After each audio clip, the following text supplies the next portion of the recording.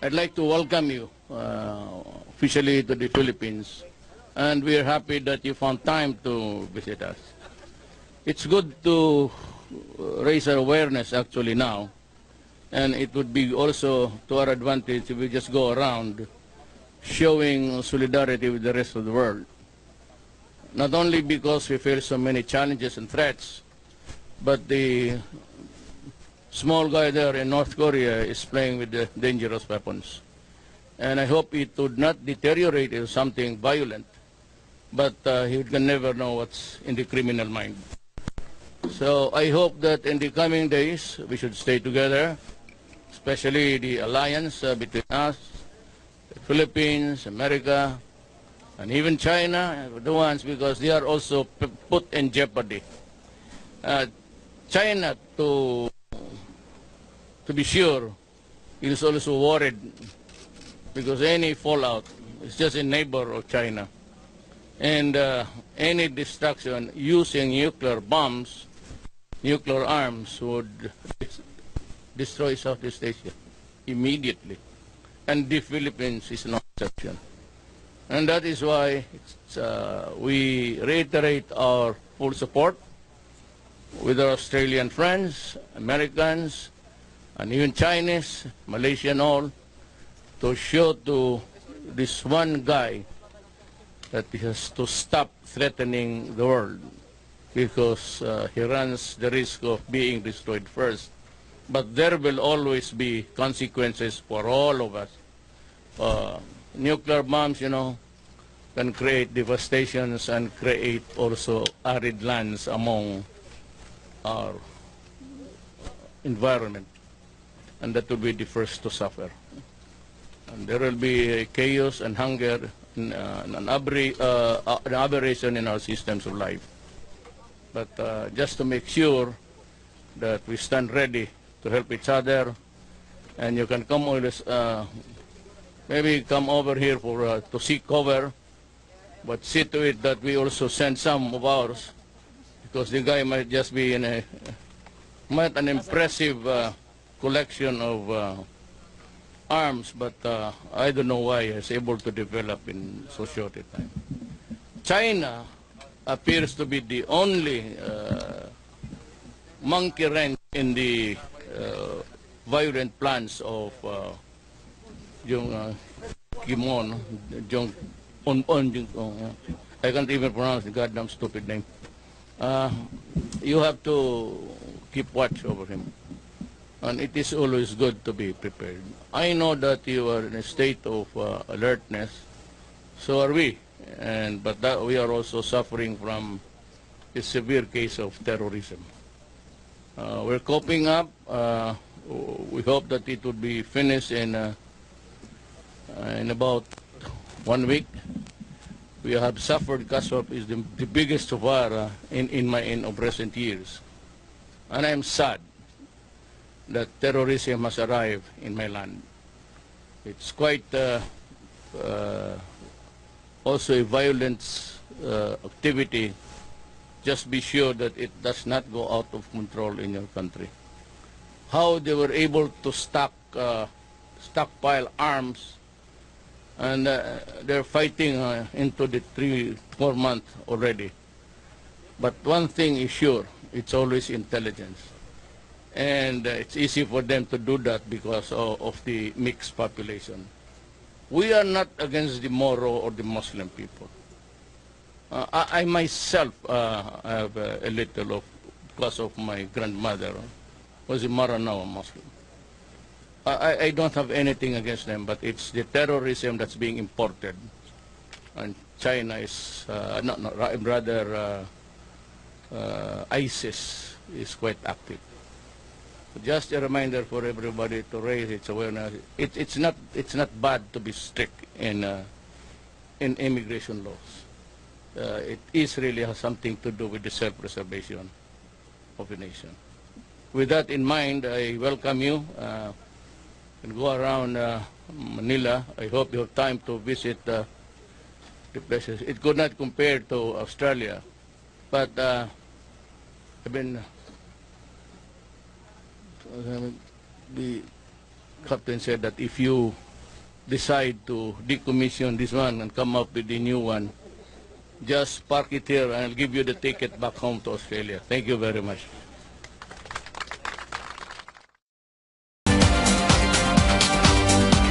Magandang umaga, ako si Ruth Cabal. Hatid namin ang mga balitang mahalaga sa inyo. Bahagi kayo ng talakayan dito sa Newsroom ngayon.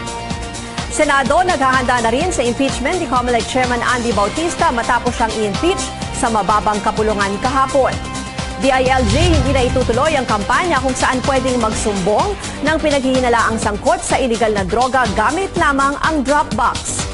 Sa ating issue ngayon, pabor ka ba na PDEA na imbes PNP ang mamumuno sa kampanya kontra iligal na droga?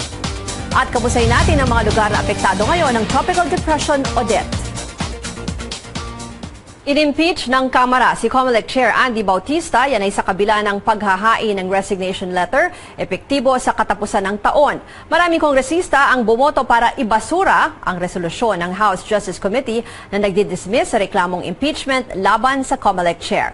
Ang detalye sa ulat ni Joyce Ilas. The vote shows that the resolution is overridden. 137 kongresista ang bumoto para ibasura ang resolusyon na nagdi-dismiss ng impeachment complaint laban kay Commission on Elections Chairman Andy Bautista. Dahil dito, tuluyan na ngang na-impeach ng mababang kapulungan si Bautista. 75 kongresista lang ang bumoto para pagtibayin ang desisyon ng komite na ibasura ang complaint, samantalang 2 ang nag-abstain o tumangging bumoto. Ayon sa House Impeachment Rules, kapag ibinasura ng House Committee on Justice ang isang impeachment complaint, dapat magsumite ito ng isang resolusyon na nagsasaad na dinidismiss nito ang verified complaint. Isasalang ito sa plenaryo at saka pagbobotohan. Kailangan ng boto ng 1/3 o 78 miyembro ng Kamara para ma-override o mabaliktad ang resolusyon. Ibig sabihin rin nito ay tuluyan ng mai-impeach ang opisyal at kailangan ng ihanda ng House Committee on Justice ang Articles of Impeachment na ihahain sa Senado na siyang uupo bilang impeachment court. Sa botohan, mismo si House Speaker Pantaleon Alvarez ang bumoto laban sa resolusyon. I believe that the charges against the chairman of the Commission on Elections, Chairman Bautista, are very serious. Paliwanag naman ng ibang kongresista, dapat raw dinggin at busisiin ang mga aligasyon laban kay Bautista sa Kamara. It is perceived that there was some infractions that was committed by no less than the chair of the commission, and we never heard any reply on the accusations being hurled at him. Miyerkules ng umaga nang i-anunsyo ni Bautista na magbibitiw siya mula sa COMELEC sa katapusan ng Disyembre. Pero paniwala ng mga endorsers ng impeachment complaint laban kay Bautista, hindi totoo na magre-resign na si Bautista. Anila, tanging sa COMELEC lamang naka-address ang resignation letter ni Bautista. Dapat daw ay sa Pangulo at dapat daw ay ginawa niya itong irrevocable. Don't mess with us, congressmen and women. Pag meron ka sasabihin, gawin mo. 137 congressmen and women saw through the game that he was playing. He would have bought himself a year free of impeachment kung inaprobahan ng committee report, and therefore, he could decide to stay for a full year, no? In time to sign all contracts for 2019. Dahil hindi pa epektibo ang pagbibitiw ni Bautista, sa ngayon ay pwede pa siya sumailalim sa impeachment proceedings, na ang layon ay tanggalin ang isang opisyal sa pwesto. Kung magbibitiw naman si Bautista bago magsimula ang impeachment sa Senado, base nga sa nangyari noon kay dating ombudsman na si Merceditas Gutierrez, magiging moot and academic na o hindi na kakailanganin pa na ituloy ang impeachment trial laban kay Bautista. Joyce Ila, CNN Philippines. Inihayag naman ni COMELEC Chairman Andy Bautista sa social media ang kanyang pagkadismaya sa naging pagboto ng mga mambabatas. Sa kanyang Twitter account, sinabi ni Bautista na nakakalungkot ang pagbaliktad ng desisyon ng House Justice Committee. Iginagalang naman daw niya ang naging hakbang ng mga mambabatas maging ang kanilang mga opinyon. Nangako din si Bautista na susunod siya sa konstitusyon at rules on impeachment. Kahapon na umaga, inanunsyo ni Bautista sa mga kawani ng COMELEC na siya'y magbibitiw na sa pwesto sa Disyembre. Yan ay para raw pagtuunan ng pansin ang kanyang pamilya. Pinagnilayan at pinagdadasal nga kung anong tamang gawin, no? Dahil sa aking sitwasyon na merong issue sa professional, meron ding issue sa personal, no? At sa aking palagay, dapat talaga ang pagtuunan ko ng mas maraming pansin at panahon ay ang aking pamilya. Samantala para kay Senate Majority Leader Tito Soto, maaari pang magbago ng isip si Bautista. Ngunit para naman kay Senate Minority Leader Frank Drilon, ginawa lang ng COMELEC Chairman ang nararapat. Hindi ako naniniwala. Ang reading ko nung sinabing sulat is my decision to resign by the end of the year. Therefore, hindi pa siya nagre-resign. Di ba? Pwedeng magbago yun dahil kung may decision to resign, kung after Christmas, nagbago isip. I think that was the right move. Anyway, he's no longer facing an impeachment complaint, and therefore it cannot be said that he's avoiding impeachment. It is the best thing that he can do so that, he can take care of his problems while after he has quit the office, and therefore no one can say that he is using the powers of his office to influence the outcome of the case. Kinakaharap ni Bautista ang mga alegasyon ng korupsyon na binabato sa kanya ng asawang ng estranged wife niyang si Patricia. Samantala sinabi ni Senate President Coco Pimentel, pinaghahandaan na nila ang impeachment, hinihintay na lamang daw ng Senado ang articles of impeachment mula sa Kamara bago nila balangkasin ang mga panuntunan ng magiging proceedings. Pero diin ni Pimentel, prioridad pa rin ng Senado ang pagtalakay sa national budget sa muling pagbubukas ng regular session sa isang buwan. Inatasan ni Pangulong Duterte ang Philippine Drug Enforcement Agency na manguna sa gera kontra droga ng gobyerno. Sa isang memorandum na inilabas ngayong linggo, nakasaad dito na ang PDEA na ang tanging ahensya na magsasagawa ng lahat ng anti-drug operations. Ayon din sa kautusan, lahat ng impormasyon na nakalap mula sa war on drugs ay ipapasa na sa PDEA. Samantala, halo naman ang nararamdaman ni PNP Chief Ronald De La Rosa. Ayon sa kanya, pawang nanghihinayang at naluwagan raw siya na wala na sa kanilang kamay ang gera kontra droga. Dagdag pa ni De La Rosa, magkakaroon na sila ngayon ng mas maraming oras para pagtuunan ang iba pang issue katulad ng pagtanggal ng mga tiwaling pulis. Internal cleansing. Tapos yung mga riding in tandem, bantay kayo ngayon. Upaka namin kayo. Sige, bumaril kayo ng bumaril dyan. I will instruct my policemen. Tutukan nyo ng riding in tandem na yan. Sinabi din ni De La Rosa na nagigilty siya kung hindi nasisiyahan ang publiko sa gera kontra droga ng Pangulo. Isang legal na balakid naman ang kinakaharap ng war on drugs ng administrasyon. Isang grupo ng mga abogado ang naghain ng petisyon sa Korte Suprema na layong ipatigil ang kampanya kontra droga. Naniniwala ang Free Legal Assistance Group of FLAG na labag umano sa batas ang balangkas ng kampanya na nakasaad sa isang police memorandum circular. 4 na issue ang binigyang diin ng grupong FLAG. Una, pinahihintulutan raw ng kautusan na pumatay ang mga pulis ng mga drug suspect at tinatakpan lamang ito sa pagrasong pag-neutralize o paglaban sa kanila. Pangalawa, pinapalitan umano nito ang trabaho ng mga pulis na kumalap ng ebidensya at sa halip ay gumawa na lamang ng listahan lang ng mga drug suspect.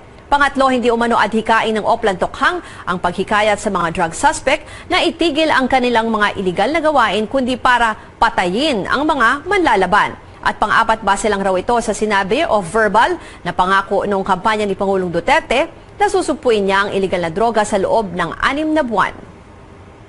Under the revised administrative code, the President has what we lawyers call ordinance power.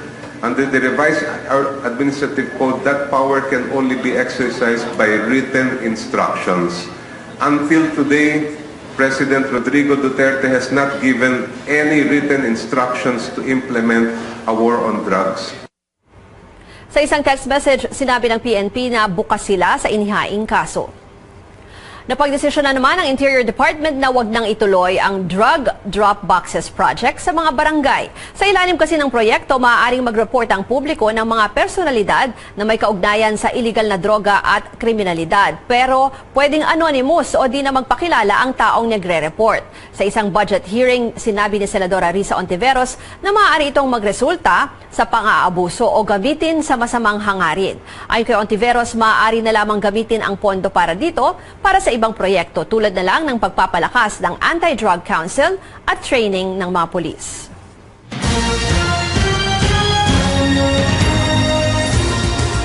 Breaking news po, ang suspect sa pagkawala ng aktivistang si Jonas Burgos na pawalang sala ng korte. Isa po yan sa mga suspects. Ibibigay namin sa inyo ang detalye ng balitang yan maya-maya lamang.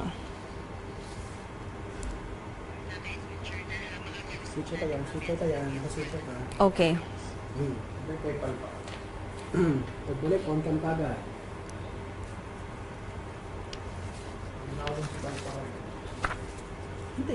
Anong susunod? Take 10.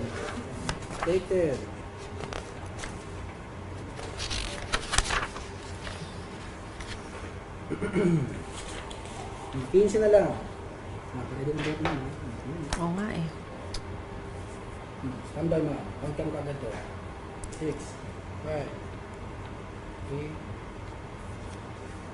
Kayo ay nasa newsroom ngayon sa CNN Philippines. Nakatakda namang magbigay ang Russia ng mga armas at military trucks sa bansa. Ayon kay Defense Secretary Delfin Lorenzana, darating ang Russian ship dito sa Pilipinas sa October 22. Dala-dala ang nasa 5,000 Kalashnikov rifles, 1,000,000 rounds of ammunition at 20 units ng military trucks. Pinag-iisipan din daw ng Pangulo na magsagawa ng joint military exercises sa Russia.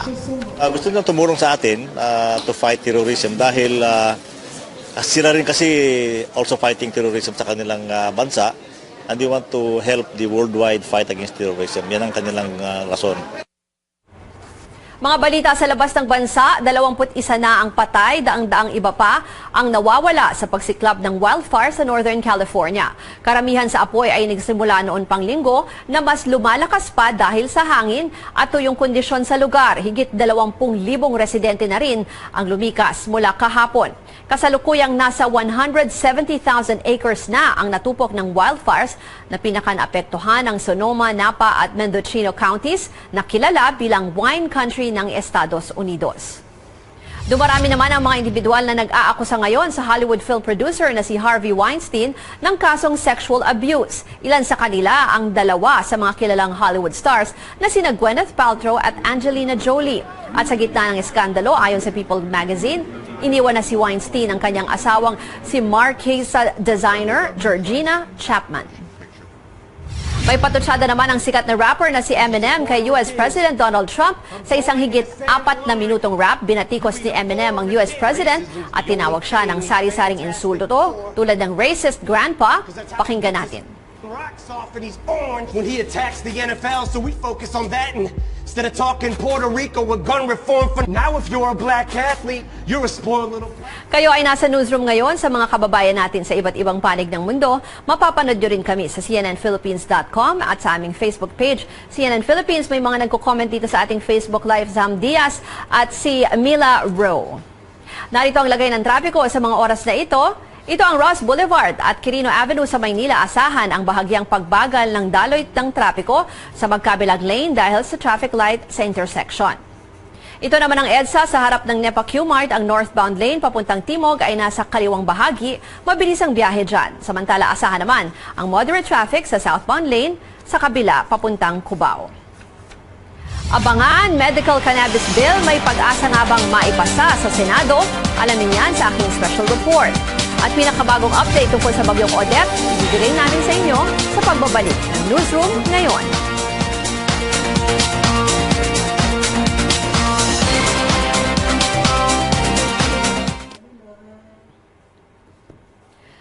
FB Live, Kurosaki Vince, Lorna Natata, kamusta po sa inyo? Yung topic natin, pwede kayong maglagay ng inyong mga comments ha. Yung pagbibigay sa PDEA ng as the sole agency, ibig sabihin nag-iisa na lang siyang ahensya, major agency na siya, natututok doon sa campaign against illegal drugs. Alam naman natin na may mga batiko sa PNP doon sa naging takbo ng mga operasyon nila. So, posibleng isa yan sa mga hakbang ng Pangulo para mas mapaigting yung gera kontra droga. So sabi doon sa memorandum ng Pangulo, yung mga NBI, yung PNP and other agencies including customs or yung binanggit din yung Philippine Postal Service, lahat sila kung ano man yung makikita sa mga investigasyon, i-refer lahat ng cases na yan sa PDEA. So pabor ba kayo dyan sa ginawa ng Pangulo o tingin nyo tama lang naman o maayos lang naman yung operasyon ng PNP na dapat manatili yan sa PNP. Ang sinabi rin kanina ni General Bato, no, na parang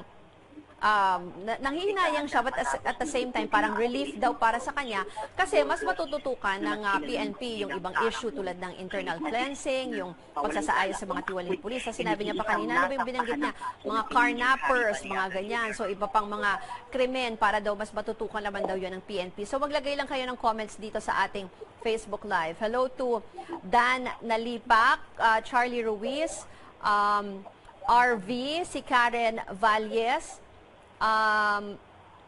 also, Mia, ayan, si Mia nabanggit ko na kanina. Suki natin yan eh. Si Bayan Gonzalez, si Gina Chu. Kamusta po kayo? 15, 16, tapos 39 now. 15, 16. Yung kay Camille ba yun?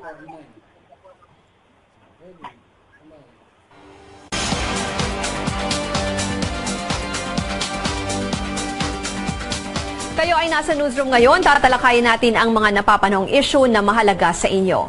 Ang PDEA na o Philippine Drug Enforcement Agency ang mangunguna sa gera kontra droga ng gobyerno. Yan ay base sa isang memorandum ni Pangulong Duterte. Inatasan ng Pangulo ang PNP, AFP, NBI, Bureau of Customs, Philippine Postal Office at iba pang ahensya na kilalanin ng PDEA bilang sole agency o nag-iisang ahensya na magsasagawa ng kampanya at operasyon kaugnay ng iligal na droga. Ang EO ay kasunod ng mga batikos laban sa PNP na siyang nanguna sa Oplan Tokhang at Oplan Double Barrel kontra iligal na droga kung saan umabot na sa mahigit 3,800 ang mga napatay. Libo-libo rin umano ang extrajudicial killings. Ano pong masasabi nyo sa order ng Pangulong nagtatalaga sa PDEA bilang pangunahing ahensya laban kontra droga? Tingin nyo ba tama lang na etsapuera na ang PNP sa gitna ng mga batikos dito? O paniwala nyo, maganda naman ang mga ginagawa ng PNP para mapigilan ang iligal na droga sa bansa? Mag-comment po sa aming Facebook Live at babasahin namin yan sa kabuuan ng programa.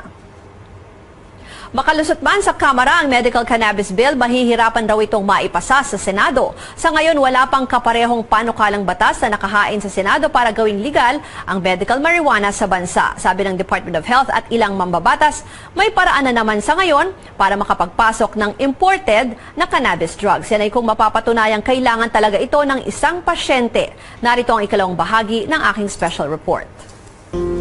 Mga batang nagdurusa dahil sa sakit na epilepsy. Mayroon sa kanila 100 o higit pa ang seizure sa isang araw.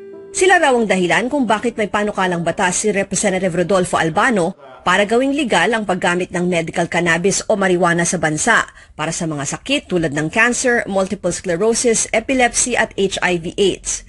Paliwanag ni Albano, kapag naipasa na ang batas, uunahin muna ang mga research at clinical trial para suriin ang bisa ng marijuana bilang gamot. Walang batas para aralin yan eh. So, this law, aralin na natin, tapos we have a research, then we have clinical trials.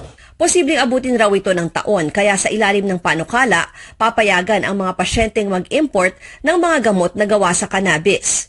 Pero giit ng Department of Health, sa ngayon, nagbibigay na ang Food and Drug Administration ng mga Compassionate Special Permits para mag-import ng mga gamot na di pa rehistrado sa bansa.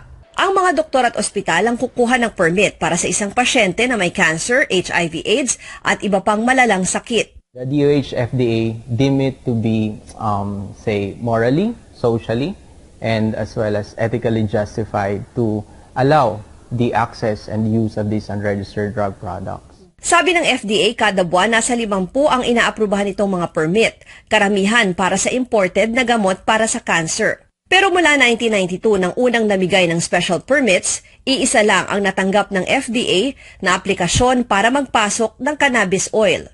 We allow only those that are processed products. We do not allow raw or parts of the plants or oil.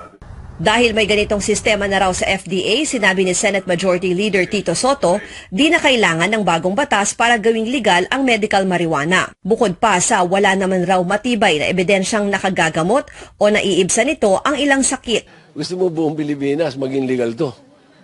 Ikaw lang ang may makikinabang dun. Ikaw lang ang may sakit. Once binigyan natin yan ng parang bukas na pintuan for medical marijuana to be legalized, sigurado yan. The penchant of the Filipino. Ang ibang kultura natin. Tiyak yan, sa kalikod ng bahay may nakatanim na. Sabi ng Philippine Cannabis Compassion Society, ilang beses na raw sububok ang ilang miyembro nilang makakuha ng compassionate permit sa FDA, pero di napagbigyan. Sa ngayon rin, iilan lang naman ang mga gamot na gawa sa cannabis na binibenta sa ibang bansa. Napakamahal raw ng mga ito, mula 30,000 hanggang 50,000 pesos para sa isang buwang supply. Di pa kasama ang mga buwis sa pag-import. Kaya naman ang ilang magulang tulad ni John, patuloy na lang raw munang makikipagsapalaran para makakuha ng cannabis oil mula sa underground sources para makatulong sa pag-recover ng anak mula sa stage 4 brain cancer. Baliktarin mo namin yung mundo para makakuha kami ng gamot. As parents, I think you will really do anything for your loved ones. Ang Cannabis Compassion Society di titigil sa pagsusulong ng legalisasyon ng medical marijuana sa bansa. Napakahigpit ng war on drugs ngayon. So, iniisip ng ibang tao, naku, suntok sa buwan yung pinaglalaban nyo kasi marijuana. Sana mabago na yung pag-iisip na ganyan ng mga tao na pang-addict lang siya. Hindi, kasi gamot siya eh. Habang nagpapatuloy sa Kongreso ang debate sa panukalang gawing legal ang medical marijuana sa bansa, para sa mga advocate, buhay ang nakasalalay dito, di lang ng kanilang mga anak na may sakit, kundi ng buong pamilya. Ibinaba ng korte ang hatol nito sa kaso ng aktivistang si Jonas Burgos. Yan ay 10 taon matapos ang kanyang misteryosong pagkawala. Nasa Quezon City ang correspondent nating si Camille Abadisio para sa mga detalye. Camille, ano na ang naging desisyon? Ruth, napawalang sala o na-acquit ang nag-iisang nasampahan ng kaso sa kaso ng pagkadukot sa aktivistang si Jonas Joseph Burgos noong April 2007. Yan ay si Major Major Harry Baliaga Jr.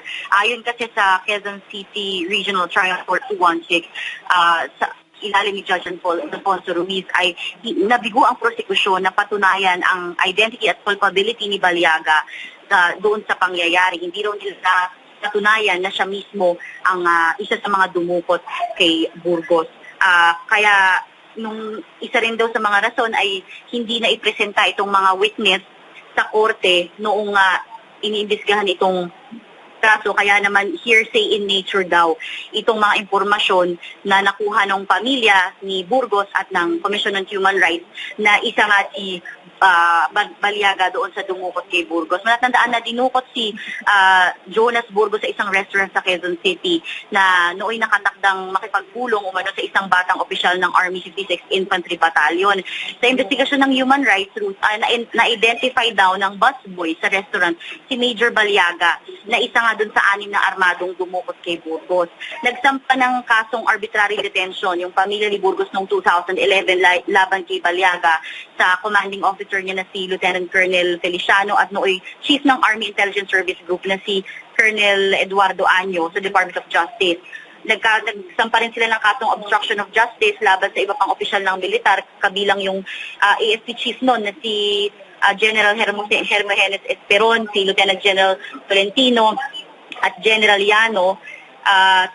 Pero itong mga to ay dinismiss noong 2013. Ang natira lang na kaso ay yung kay Major Baliaga na yun lang hinatulan ngayong araw na to. Yung kampo naman ni Burgos, ng pamilya Burgos, ay nagsampa ng motion nag-file ng motion for reconsideration para dun sa mga na-dismiss nga ng kaso ng DOJ laban sa iba pang mga general nung panahon ng pagkawala ni Burgos, pero hanggang sa ngayon daw ay wala pa rin yung resulta. Ruth?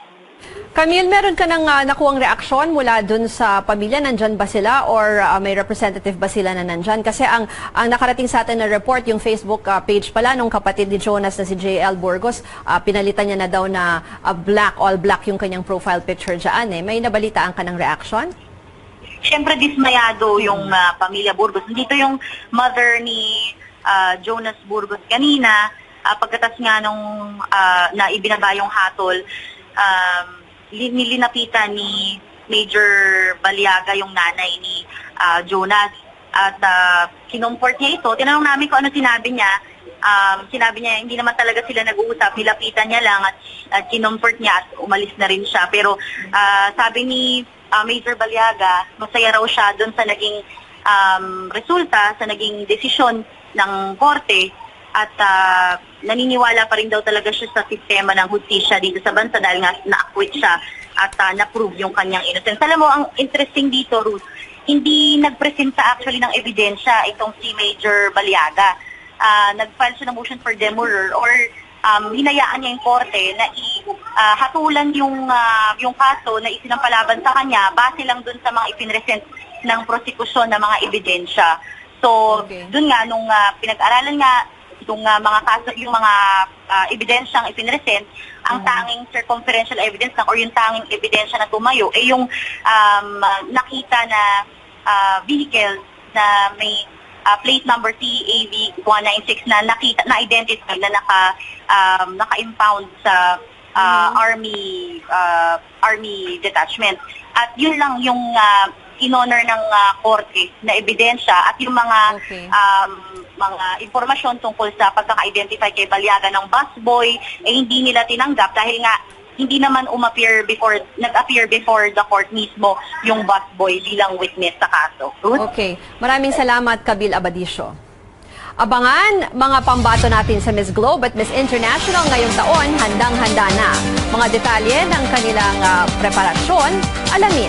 Manatiling nakatutok dito sa Newsroom ngayon.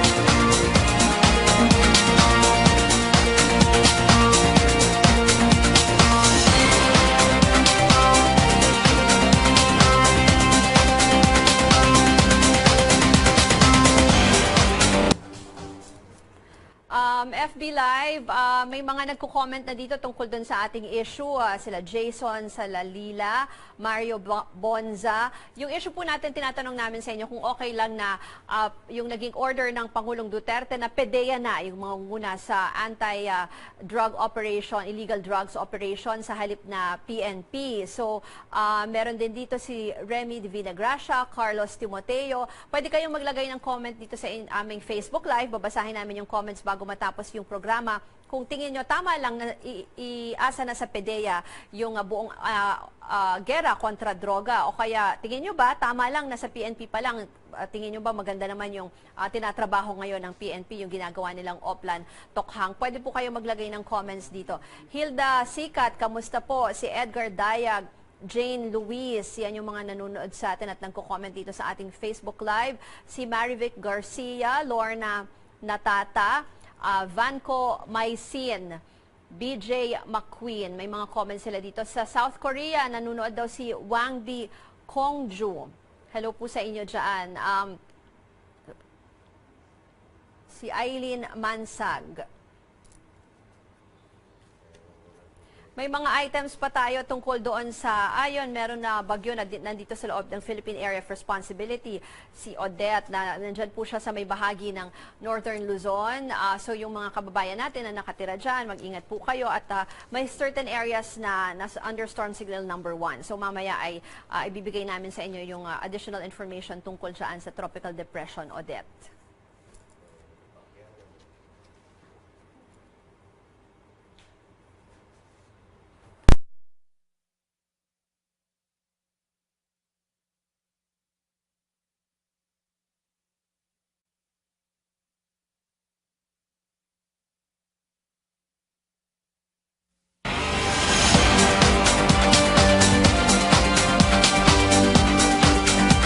Ay nasa newsroom ngayon dito sa CNN Philippines. Bahagyang lumakas ang Tropical Depression Odette habang kumikilos papalapit sa bansa. Ayon sa Pag-asa, posibleng maging tropical storm pa ito bago ang inaasahang pagtama sa Cagayan, Isabela area bukas ng umaga. Huling namataan ng bagyo, 655 kilometers sa silangang bahagi ng Tuguegarao City sa Cagayan. Inaasahang magdadala ito ng katamtaman hanggang sa malalakas na pag-ulan sa mga apektadong lugar. Nakataas na ang signal number 1 sa buong probinsya ng Cagayan, kasama na ang Babuyan Group of Islands, Isabela, Apayao, Abra, Kalinga, Mountain Province, Ifugao, Ilocos Norte at Ilocos Sur.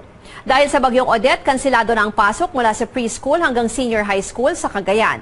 Nagsuspindi rin ng klase sa lahat ng antas ang ilang lugar sa probinsya ng Biliran dahil sa mga pag-ulan.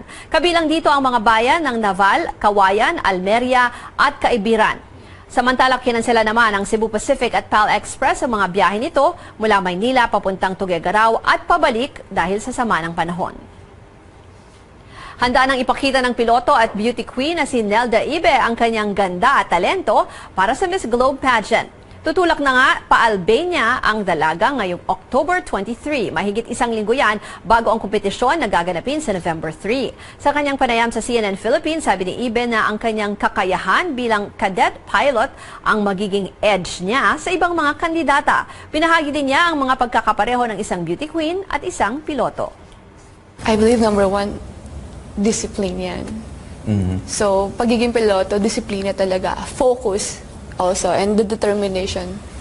Yung magpalipad ka, magiging matapang mo, and also sa pageant naman, determination to win the title. Samantala, ang pambato naman natin sa Miss International Pageant, bumisita din sa CNN Philippines ngayong umaga si Mariel De Leon. Nakatutok na sa kanyang paghahanda para sa November 14 pageant. Gaganapin ang pageant sa Japan. Sinabi naman ni Mariel sa amin ang kanyang natutunan matapos makatanggap ng ilang kritisismo online dahil sa pagiging outspoken. I've learned to consult other people before posting anything and really reword. Yeah, really think about the words I can use, because I admit that I use the wrong words and I do apologize for that, but at the same time I really want the message out there, awareness about different issues.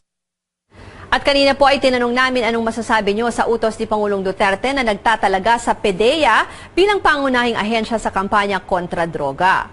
Pabor dito si BJ McQueen, sabi niya dapat daw PDEA talaga ang ahensyang humawak sa war on drugs. Comment naman ni Clarence Ramos, saludo raw siya sa desisyon ng Pangulo. Sabi naman ni Jason Salalila, mabuti raw ito para matutukan ng PNP ang ibang isyong kinakaharap ng bansa. Maraming pong salamat sa inyong mga komento at yan ang mga balita at isyong ating tinutukan. This is Newsnight, where we go above and beyond the headlines. I'm Pio Ontiveros. Tonight on the program, is resigning from the COMELEC as he faces corruption allegations from his estranged wife. President Rodrigo Duterte orders the Philippine Drug Enforcement Agency to take the lead in the war on drugs. And CNN Philippines sits down with the parents of Atio Castillo a day after the return of a main suspect in their son's death.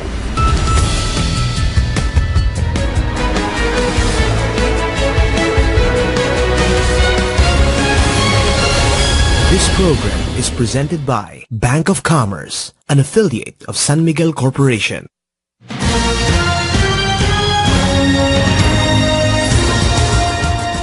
Those stories next, but first, this breaking news. The House of Representatives rejects the Justice Committee's decision to dismiss the impeachment complaint against COMELEC Chairman Andy Bautista.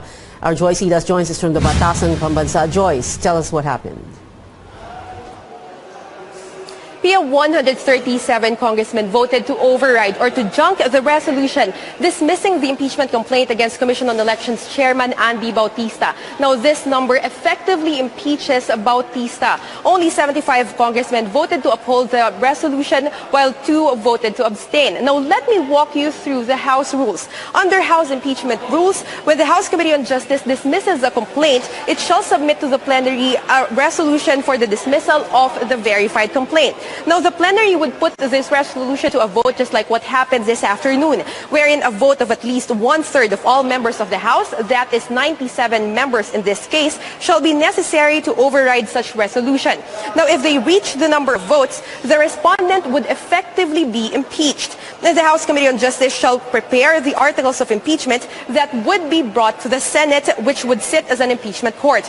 Now, let me just note that before the voting this afternoon, congressmen held an all-member caucus. Some of them confirmed that they discussed the impeachment in the meeting, but refused to give details, saying that the meeting was an executive session. Now, let's listen to Deputy Speaker Reneo Abu as he reads the results of the voting. Voting on resolution number 1397 under Committee Report 429, the vote shows 75 voted in affirmative, 137 voted in negative, 2 in abstention.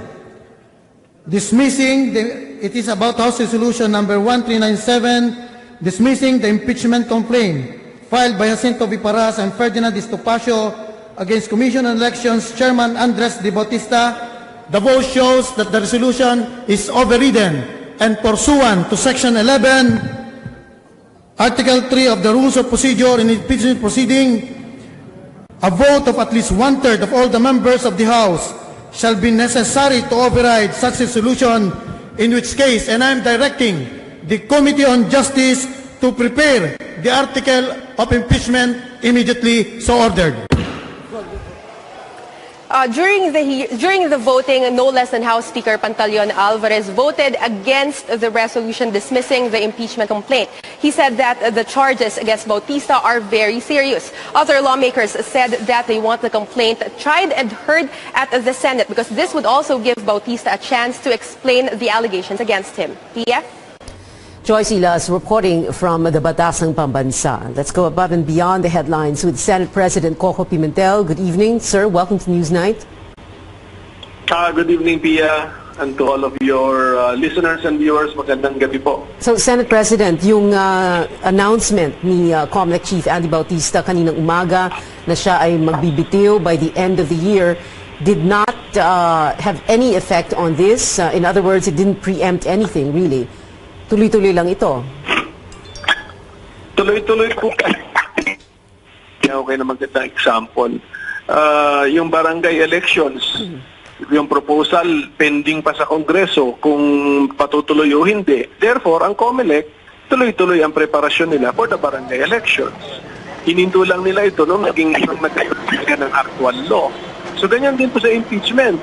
Kung may usapan na magre-resign pero hindi pa nagre-resign, hindi dapat makaapekto ang paghahanda o ang pagkikilos. So dapat para ma-preempt sana ang isang impeachment vote sa plenary, dapat ang announcement niya kanina magre-resign ako ngayong araw na ito. Ganun po ba yun? Is that how it's going to work? Is that how it would have worked? Okay, the purpose of impeachment is to separate from government service a high-ranking government official. If that official is already separated from service, there is no more point in proceeding with impeachment, whether in the trial or whether in the impeachment process at the House. So, but as of the moment, is the respondent in that impeachment case still connected with government? Anong sagot? If the answer is yes, therefore, may katuturan ba yung impeachment? Because the purpose of impeachment is to separate that person from government service. So, Mr. Senate President, when are we going to see a trial at the Senate? This November or by December?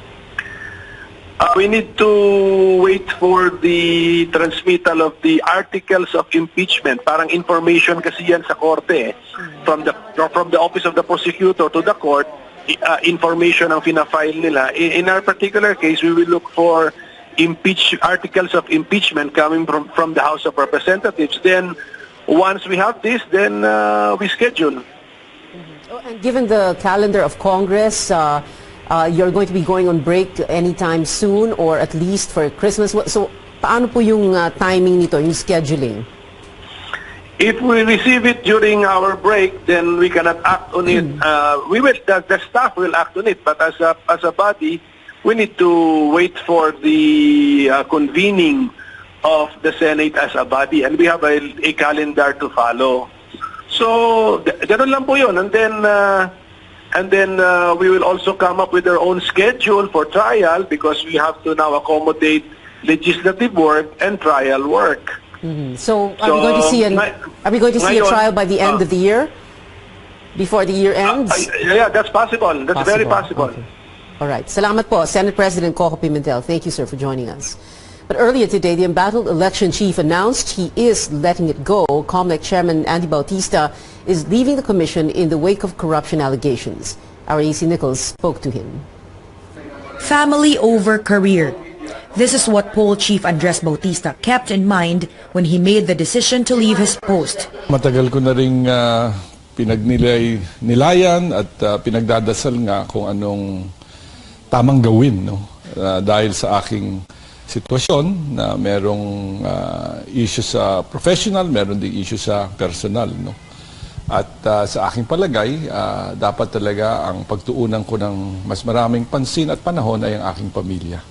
This is the perfect time to leave, he said, following the postponement of the barangay and Sangguniang Kabataan elections to May 2018. Kumbaga yung workload ngayon, mas magaan. Nagbigay din ako ng palugit na panahon para mabigyan ang ating Pangulo ng pagkakataong makapili ng papalit sa akin at sana rin magkaroon ng isang seamless and orderly transition. His decision came 2 months after a feud over money that was made public by his estranged wife generated controversy. Just last week, the House Justice Committee officially dismissed an impeachment complaint filed against him. Earlier, all 6 COMELEC commissioners urged Bautista to either take a leave of absence or resign, as they said he could no longer effectively lead the poll body. He announced his resignation before COMELEC employees, who stood by him even through the controversy over his marriage and the impeachment complaint. Ay magbitiw sa akin katapos ng taong ito. Kailangan magsakripisyo ang isang magulang para sa kapakanan ng kanyang mga anak. Hindi ko masusuklian ang kabaitan at kagandahang loob na ipinakita niyo sa akin. Maraming salamat po muli at mahal ko kayo lahat. It came as a surprise to most of them. Malungkot po kami, ma'am. Kasi siyempre, napakabait po niyang boss sa amin. Ngayon lang kami nagkaroon ng chairman na very accommodating. Ultimo sa isang maliit na kawani ng COMELEC, once na lumapit ka sa kanya, tinutulungan niya. Bautista was appointed COMELEC chief in April 2015. His term was to end February 2022. AC Nichols, CNN Philippines. Senators weighed in on Bautista's announcement. Majority Leader Tito Sotto says the COMELEC chief may still change his mind, but for Minority Leader Frank Tulon, it was the right move. Hindi ako naniniwala. Ang reading ko nung sinabing sulat is my decision to resign by the end of the year. Therefore, hindi pa siya nagre-resign. Di ba? Pwedeng magbago yun dahil kung may decision to resign, kung after Christmas, nagbago isip. I think that was the right move. Anyway, he's no longer facing an impeachment complaint, and therefore it cannot be said that he's avoiding impeachment. It is the best thing that he can do so that, he can take care of his problems while after he has quit or the office, and therefore no one can say that he is using the powers of his office to influence the outcome of the case. In other news, President Duterte orders the Philippine Drug Enforcement Agency to lead the government's war on drugs. A memorandum released today states that PIDEA will be the sole agency that will conduct all anti-drug operations. It addressed the National Bureau of Investigation, the National Police, Armed Forces, Customs Bureau, Postal Office, and all other concerned agencies. The order also stated that all information received on the drug war will be, quote, relayed, delivered, or brought to the attention of the PIDEA for its appropriate action. When we return, we sit down with the parents of Atio Castillo as the quest for justice continues. This is Newsnight, where we go above and beyond the headlines.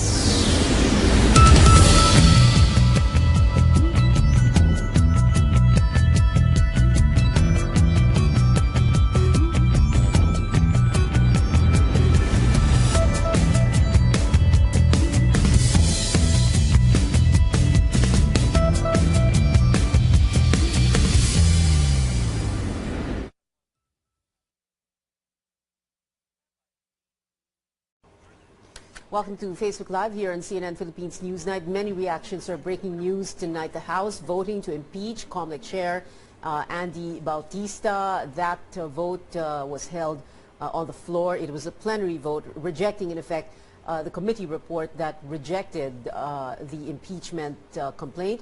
Jonathan S. David saying, quote, di bang impeachment case ni Bautista ay dineklarang insufficient in form and substance? How come itinuloy ang impeachment case?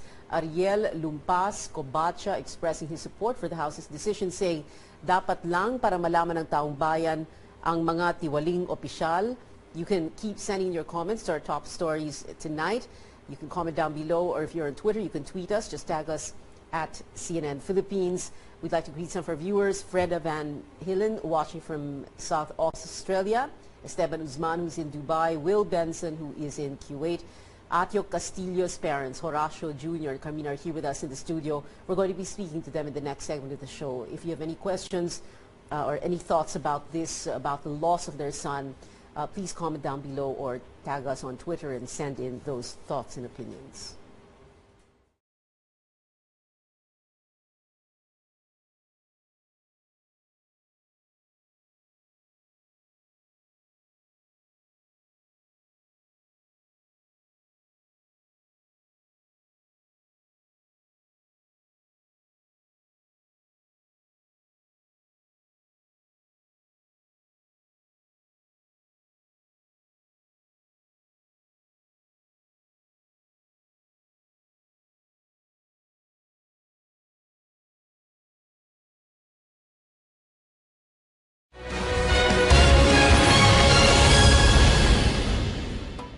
Law freshman Horacio Atio Castillo had big dreams, but these ended abruptly. His parents found him dead at a Manila hospital in September, his body badly bruised with candle wax drips. The possible culprit, members of the Aegis Juris fraternity, which Atio wanted to join. Police filed murder charges against 18 persons, including John Paul Solano, who promised to tell all. Just yesterday, another main suspect, Ralph Tranquilla, returned to the country from the U.S. Atio's case reopened the debate on the anti-hazing law, and for his family and those of other hazing victims, the long search for justice. This is Newsnight on CNN Philippines. Join me now, the parents of Atio Castillo, Horacio Jr. and Carmina. Welcome to CNN Philippines, Mr. and Mrs. Castillo. Thank you very much for being with us.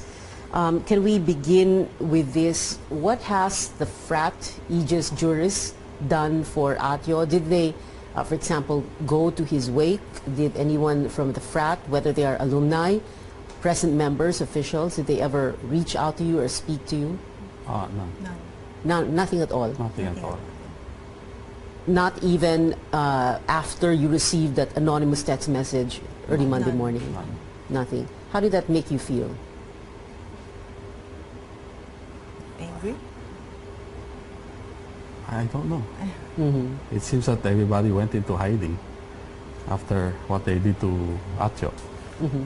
The UST law school at the time did not also reach out to you, correct? Correct.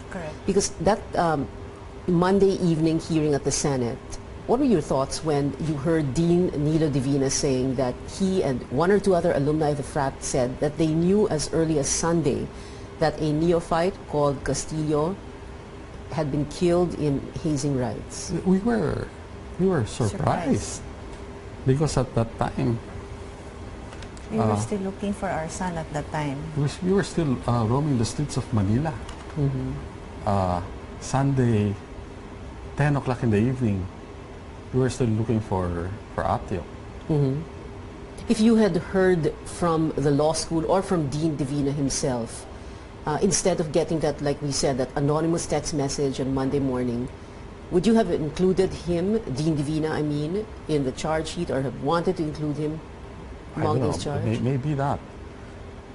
I mean, that is the main reason why you want him included, right? Not really.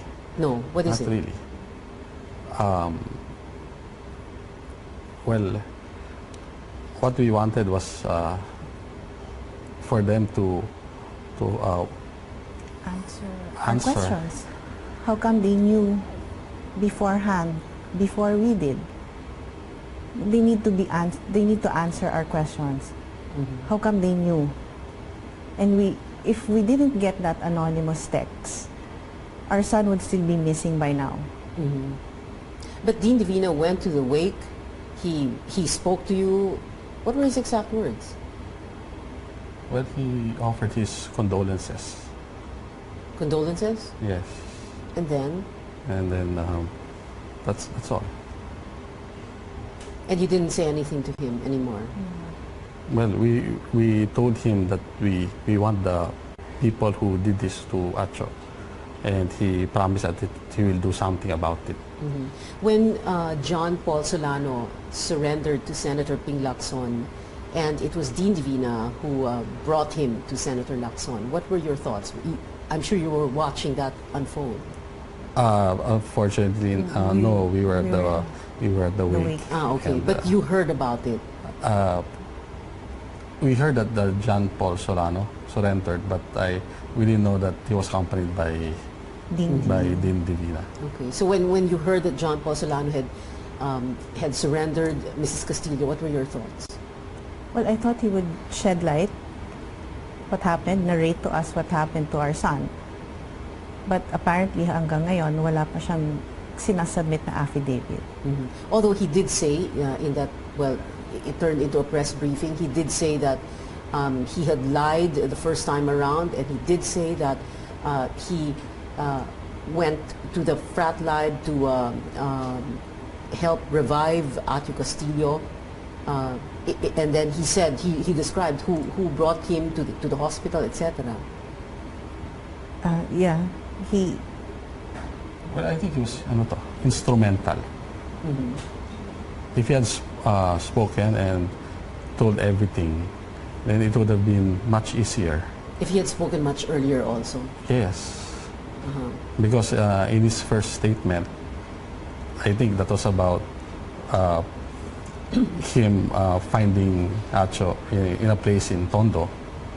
And then eventually he changed his statement that they instead of Bolutondo, they brought him to Chinese General Hospital. Okay, so parang piecemeal release of information from Solano. At the same time, Ralph Trangia, who returned to the country yesterday, well, his lawyers had said that they would be cooperating with the investigation, and they talked about an offer of witness protection. So are you hopeful that they will shed light? It depends what they know. Yeah. We're hopeful they'll say something. At least tell us how my son died. Okay. Well, what do you think of the way things have gone?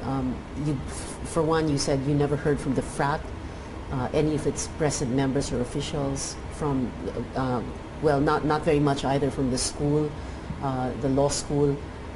At the same time, that piecemeal release of information from John Paul Solano, Ralph Trangia quiet, not hearing anything from the frat. What do you think is going on? They're being quiet about it. They're not saying anything. They're being quiet for what? To do what? To say the truth. Are they? Why? Why do you think they're being quiet about it? I don't know. They're maybe trying to evade or maybe responsibility. I asked earlier about what has the frat done for Atio, and you said you never heard from the frat at any point, at any time. I asked that question because they seem to be supporting at least one of those charged. For example, Attorney Paterno Esmaquel, who is an alumni of the frat, is John Paul Solano's lawyer. What do you think of that? Well, I don't know. Mr. Attorney Esmaquel, well, he's also a member of the Aedes Jewish Fraternity, and so is Mr. Solano. Yeah. So naturally, maybe they're helping each other. Okay. But you are aware every step of the way the investigation is going. In other words, like General Coronel and his officers continually update you, and you know exactly what's going on. Yes, so somehow.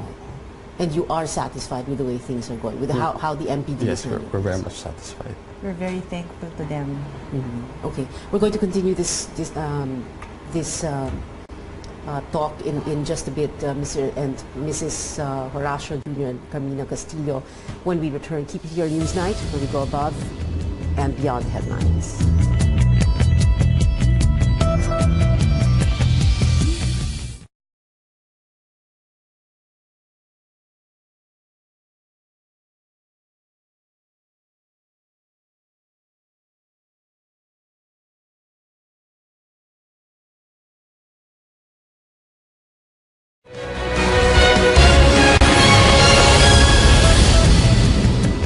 This is News Night, where we go above and beyond the headlines. Welcome back. It's time to check how roads are looking.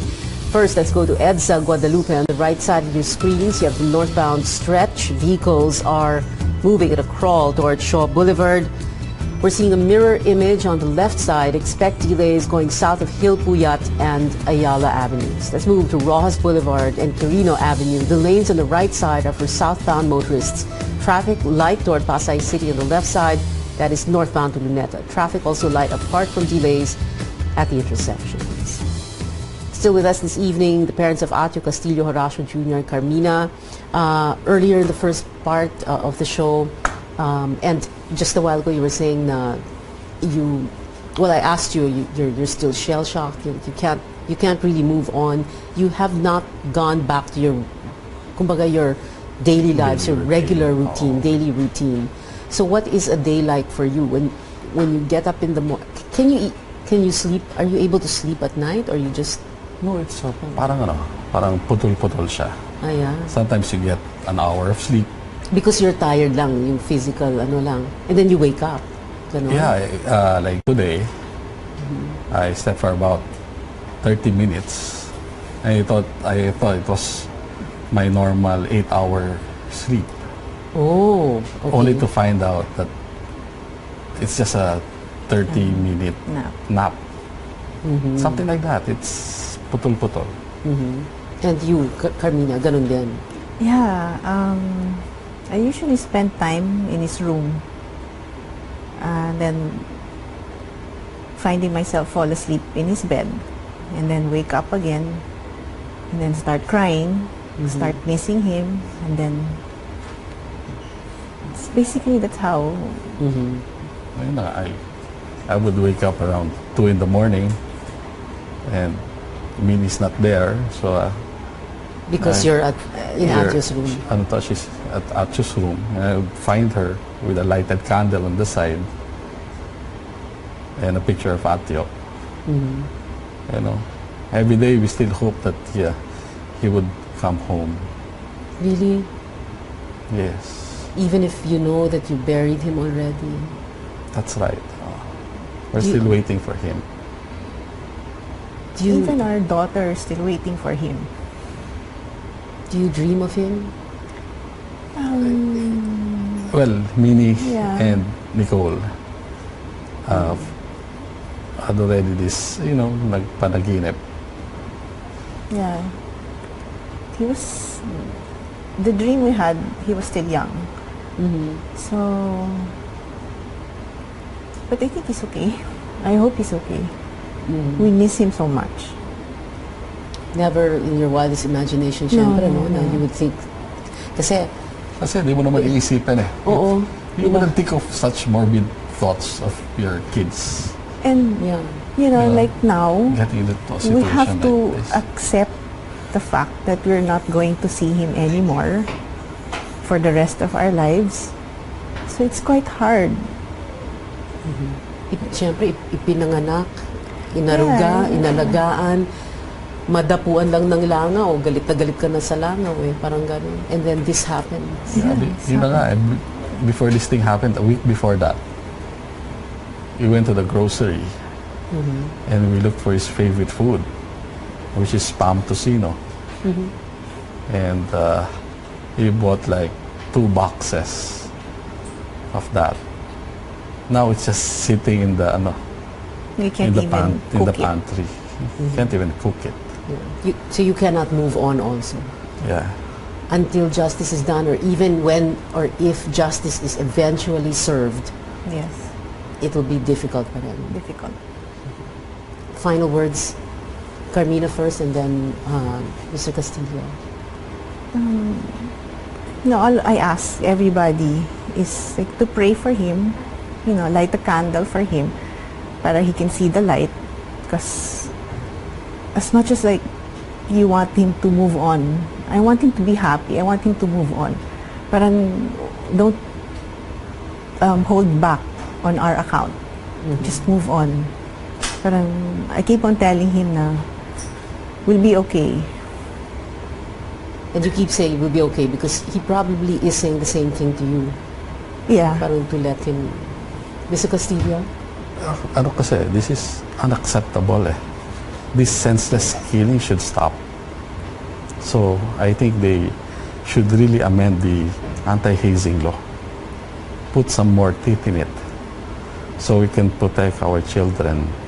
They don't have to go and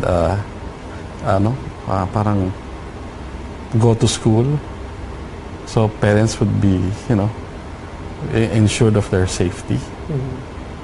So we should maybe enforce it, the anti-hazing law. Mr. Rashid Jr., Carmina, Castillo, thank you very much, sir and ma'am, for being here. That's it for now. I'll see you again at 7 on Beyond Fair. Sports Desk with Miko Hadidi is up next.